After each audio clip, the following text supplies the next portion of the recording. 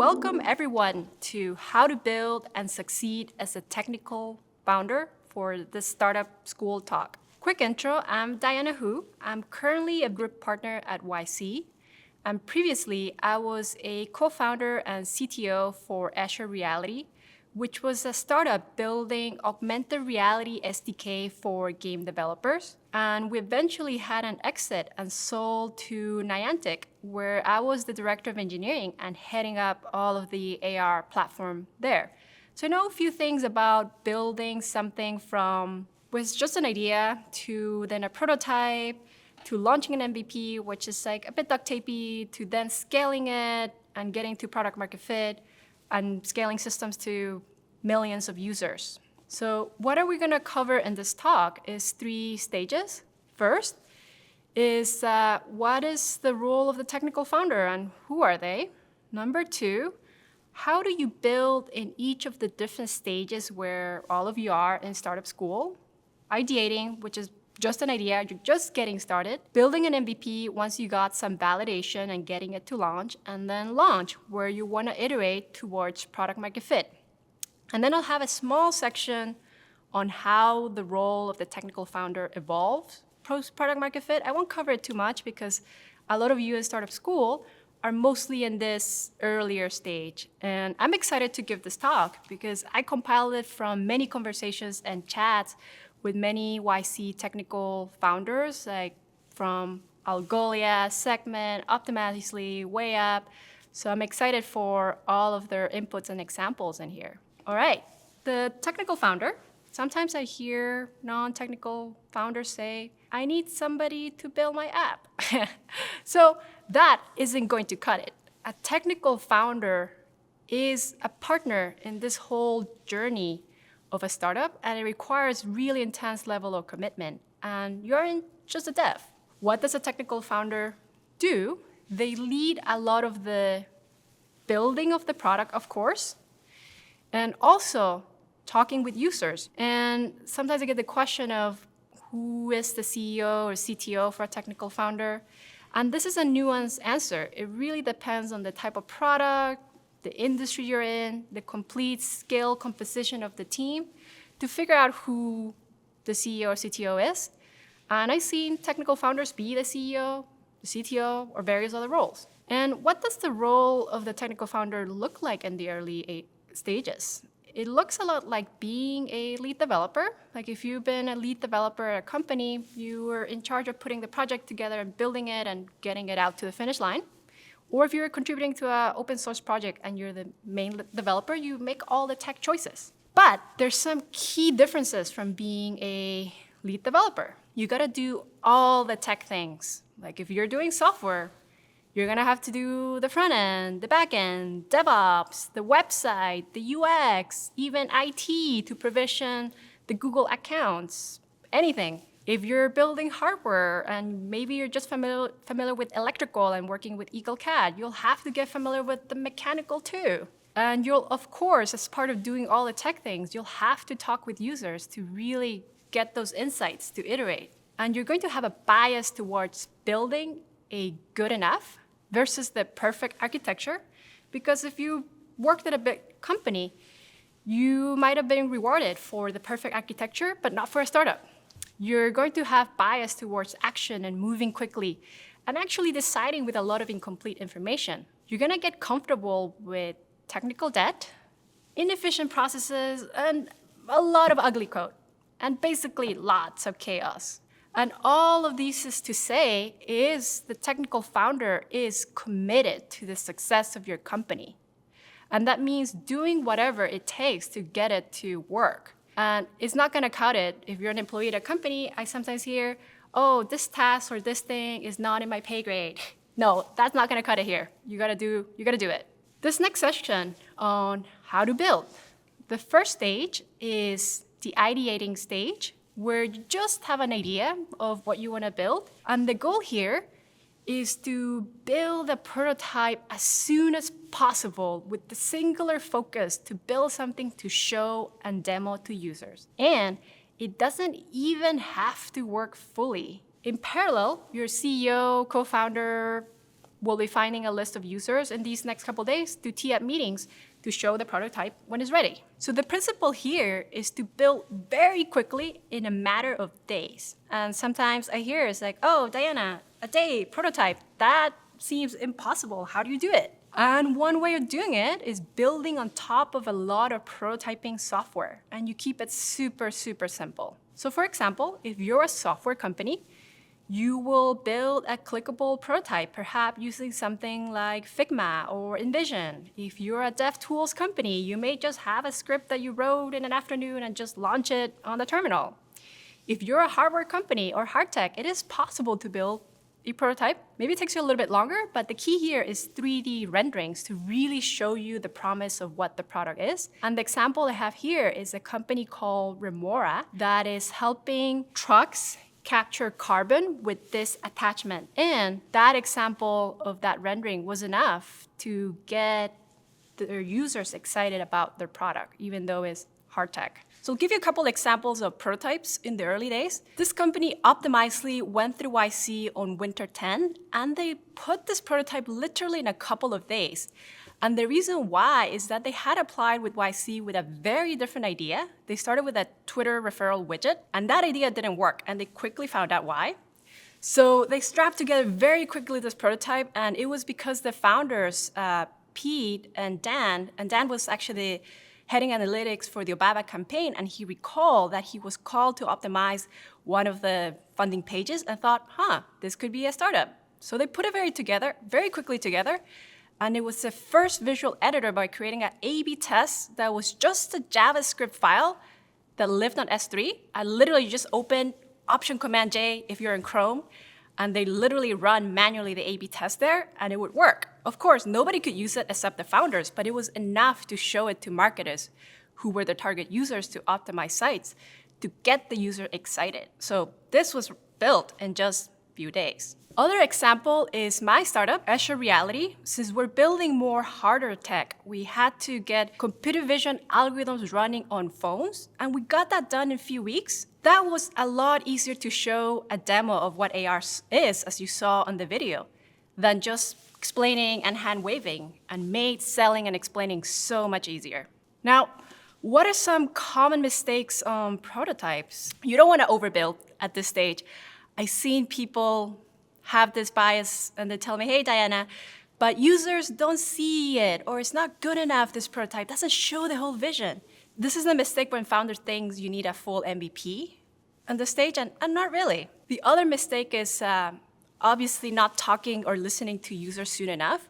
Like, you're gonna get uncomfortable and show this kind of prototypey, duct tapey thing that you just slap together, and that's okay, you're gonna get feedback. The other one at this stage, as the example for Optimizely, when founders get too attached to idea, when the feedback from users is somewhat obvious that it's not quite there, not something that users want, and it's not letting go of bad ideas. Okay, so now into the next section. So imagine you have this prototype, you talk to people, and there's enough interest. Then you move on to the next stage of actually building an MVP that works to get it to launch. And the goal is basically build it to launch, and it should be done also very quickly, ideally in a matter of, can be done in a few days to weeks or sometimes months, but ideally more in the weeks range for most software companies. Again, exceptions to hardware and deep tech companies. So the goal here at this stage is to build something that you will get commitment from users to use your product. And ideally what that commitment looks like is getting them to pay. And the reason why you have a prototype is while you're building this, your co-founder or CEO could be talking to users and showing the prototype and even getting commitments to use it once it's ready to launch. So I'm gonna do a bit of a diversion here, because sometimes founders get excited. It's like, oh, I showed this prototype, people are excited, and there's so much to build. Is hiring a good idea?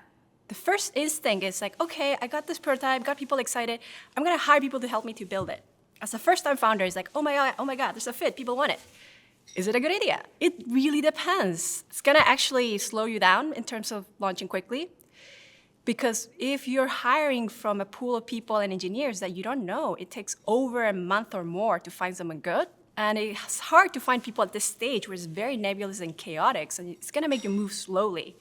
And the other more insidious thing is going to make you not develop some of the insights about your product, because your product will evolve. If someone else in your team is building that and not the founders, you're gonna miss that key learning about your tech that could have a gold nugget, but it was not built by you. I mean, there's exceptions to this. I think you can hire a bit later when you have things more built out, but at this stage it's still difficult.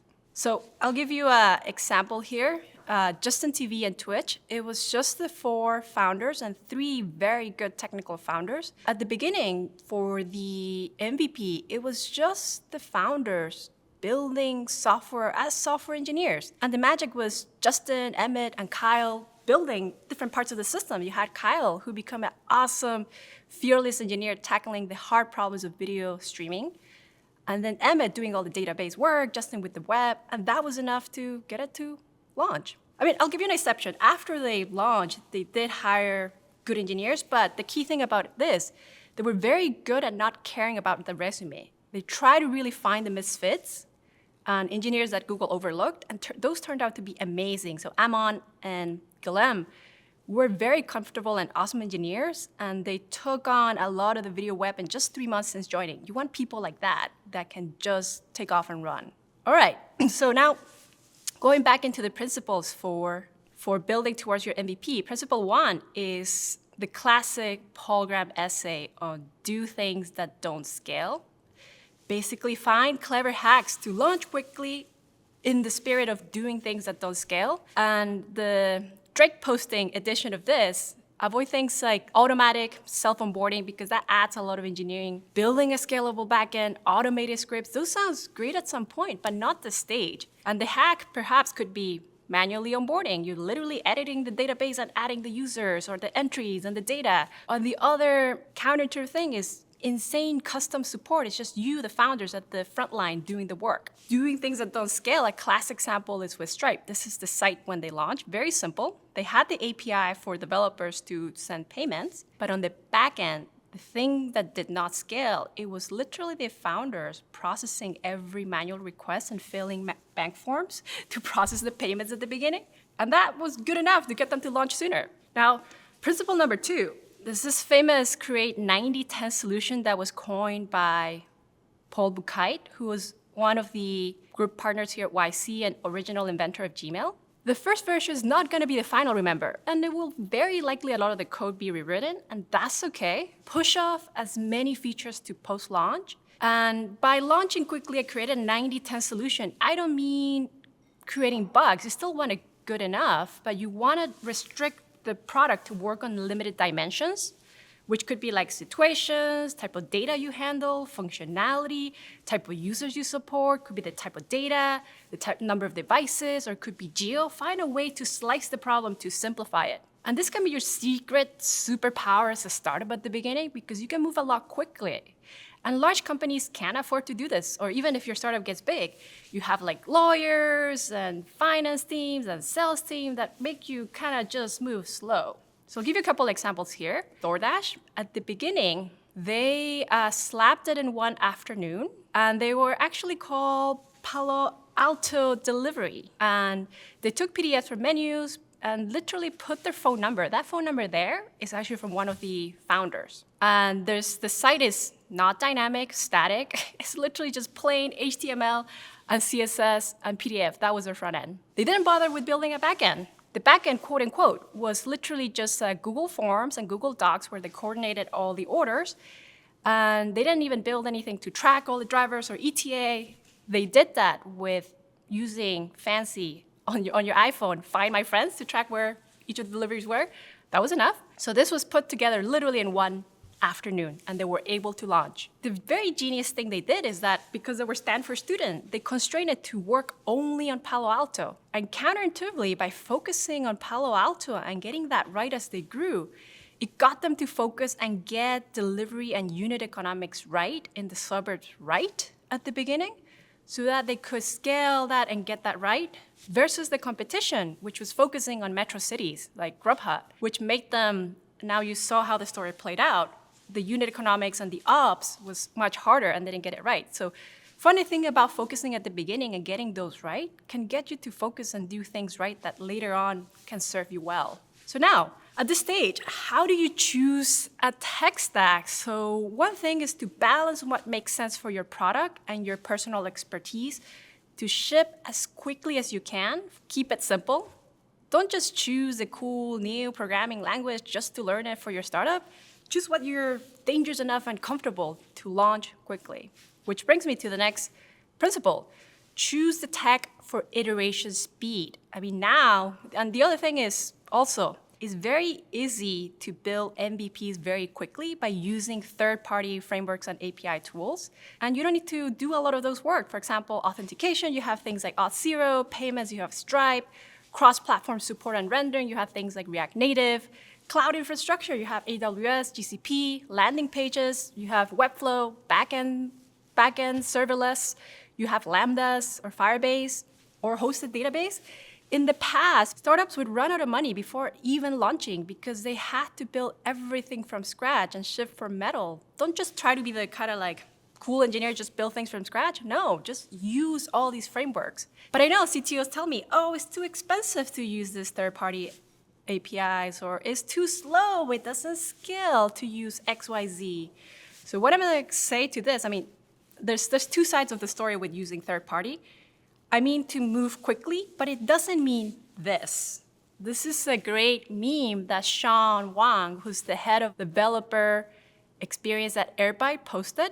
The funny thing about it is you have at the beginning quartile, kind of the noob, that just learned PHP or just JavaScript and just kind of use it to build the toy car. Serious engineers make fun of the noob because, oh, PHP language doesn't scale, or JavaScript and all these things. It's like, oh, PHP is not a good language, blah, blah, blah. And then the middle or average or mid-wit engineer is like, okay, I'm gonna put my big engineer pants and do what Google would do and build something optimal and scalable and use something for the backend like Kafka, Linker, Rust, IMA, Prometheus, Kubernetes, Envoy, Vagrant, or hundreds of microservices, okay? That's the average technical founder. The average startup dies, so that's not a good outcome. Now the funny thing, you got the Jedi Master, and when you squint, their solutions look the same like the noob one. They chose also PHP and JavaScript, but they choose it for different reasons, not because they just learned it, but they recognize this is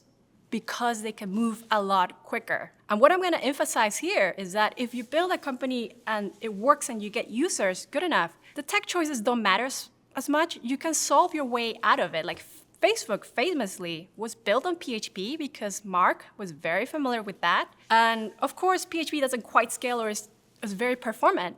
But if you're Facebook and you get to that scale of the number of users they got, you can solve your way out. And that's when they built a custom transpiler called HipHop to make PHP compound C++ so that it would optimize. See? So that was just Jedi move. And even for JavaScript, there's the V8 engine, which makes it pretty performant. So I think it's fine. WayUp was a 2015 company at YC that helps companies hire diverse companies and is a job board for college students. So JJ, the CTO, although he didn't formally study computer science or engineering at UPenn, he did taught himself how to program and freelanced for a couple of years before he started WayUp. And JJ chose, again, as a Jedi Master, chose technology for iteration speed. He chose Django and Python, although a lot of other peers were telling him to go and use Ruby on Rails. And I think in 2015, Ruby on Rails was 10 times more popular by Google Trends. And that was fine. That didn't kill the company at all. I mean, that was the right choice for them because he could move quickly and get this out of the door very quickly. And kept it simple in the back end, Postgres, Python, Heroku, and that worked out well for them. Now, I'm gonna summarize here. The only tech choices that matter are the ones tied to your customer promises. For example, at Escher, we in fact rewrote and threw away a lot of the code multiple times as we scale in different stages of our tech. But the promise that we maintained to our customers was at the API level in Unity and game engines, and that's the thing that we could not throw away. But everything else, we rewrote, and that's fine. All right, now we're gonna go part 3. So you have the MVP, you built it and launched it. Now you launched it. So what happens in this stage? Your goal here in the launch stage is to iterate to get towards product market fit. So principle number 1 is to quickly iterate with hard and soft data. Use hard data as a tech founder to make sure you have set up a dashboard with analytics that tracks your main KPI. And again, here, choose technology for your analytics stack for speed. Keep it super simple. Something like Google Analytics, Amplitude, Mixpanel, and don't go overboard with something super complex like Logstash, Prometheus. These are great for large companies, but not at your stage. You don't have that load. Again, use soft data by keep talking to users after you launch, and marry these two to know why users stay or churn, and ask to figure out what new problems your users have to iterate and build. WePay, another YC company, when they launched, they were a B2C payments product, kind of a little bit like Venmo-ish. But the thing is that it never really took off. They iterated. So in terms of analytics, they saw some of the features that were launching, like messaging. Nobody cared, nobody used. And they found out in terms of a lot of the payments, their biggest user was GoFundMe back then. They also talked to users. They talked to GoFundMe, who didn't care for any of this B2C UI stuff. They just cared to get the payments. And then they discovered a better opportunity to be an API and basically pivoted it into it. And they got the first version, and again, applying the principles that didn't scale. They didn't even have technical docs, and they worked with GoFundMe to get this version. And this API version was the one that actually took off and got them to product market fit. Principle number 2 in this launch stage is to continuously launch. Perfect example of this is Segment, who started as a very different product. They were classroom analytics. Similar story, they struggled with this first idea, it didn't really work out until they launched a stripped out version of just their backend, which was actually Segment, and see the impressive number of launches they did. Their very first launch was back in December 2012. That was their very first post, and you saw the engagement on Hacker News very high. That was a bit of a hint of a product market fit. And they got excited and they pivoted into this and kept launching every week. They had a total of 5 launches in a span of a month or so. And they kept adding features and iterating. They added support for more things. When they launched, it only supported Google Analytics, Mixpanel, and Intercom. And by listening to the users, they added Node, PHP support, and WordPress, and it kept on going. And it took them to be then a unicorn that eventually had an exit to Twilio for over $3 billion.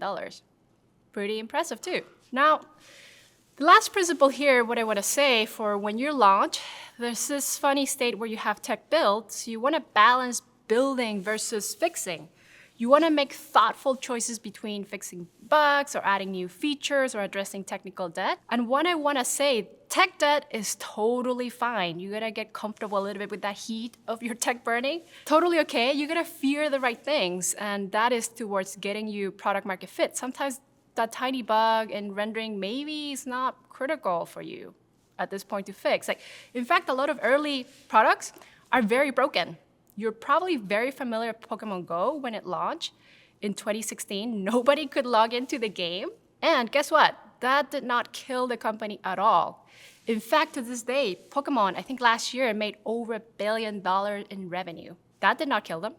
And I'll give a little background on what was happening in the tech. It was very straightforward. They had a load balancer that was on Google Cloud, and they had a backend, and they had a TCP termination and HTTP requests that were done with their Nginx to route to the different servers that were the AFE, the application front end, to manage all the requests. And the issue with there, it was that as users were connected, they didn't get terminated until they got to the Nginx.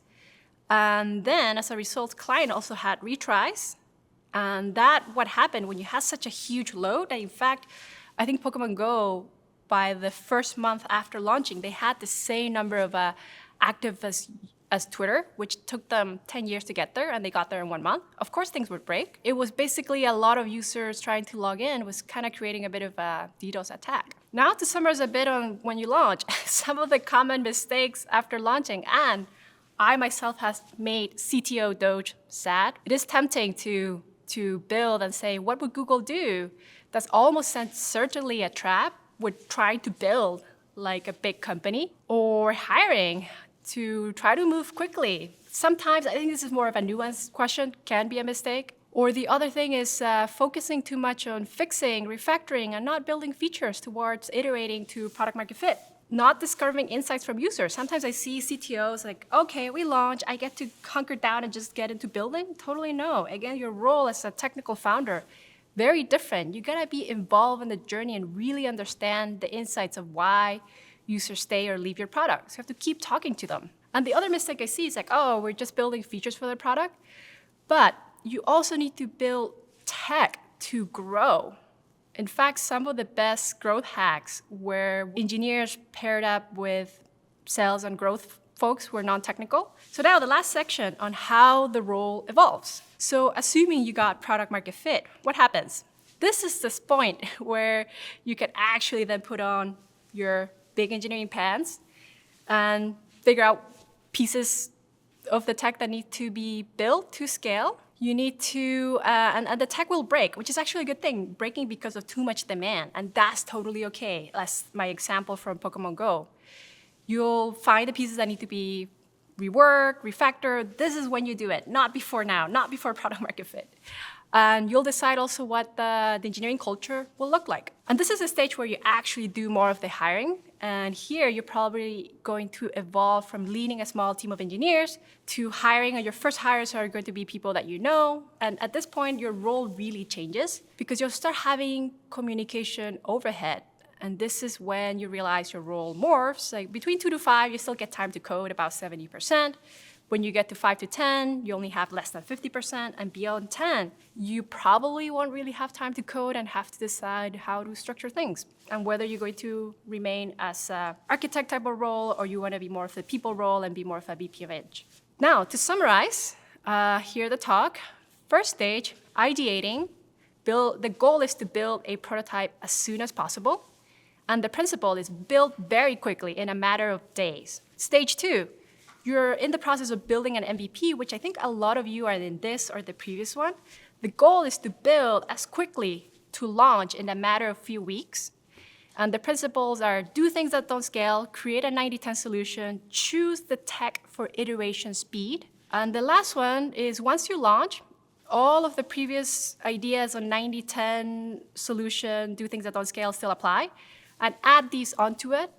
And the goal is to get an iteration towards product market fit. So you're going to also quickly iterate with hard and soft data with analytics and user interviews.